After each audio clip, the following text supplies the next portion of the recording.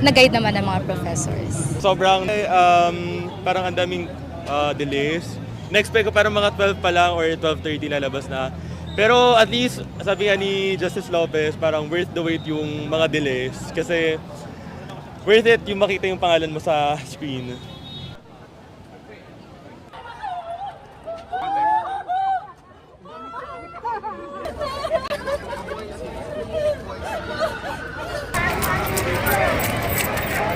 Nag-seafarer po ako for 12 years. Nagnegosyo ako shawarma, burger, meron pang chorizo production. May mga pangarap na biglaan na lang ibinibigay. Parang yung Diyos talaga ang pakiramdam ko nagbigay sa akin ng katok nito. Kasi kung ako lang hindi ko naman na-realize, hindi ko pinangarap ng matagal. Late na, bago mag-pandemic po, nung mag-stop na ako magbarko. Very happy.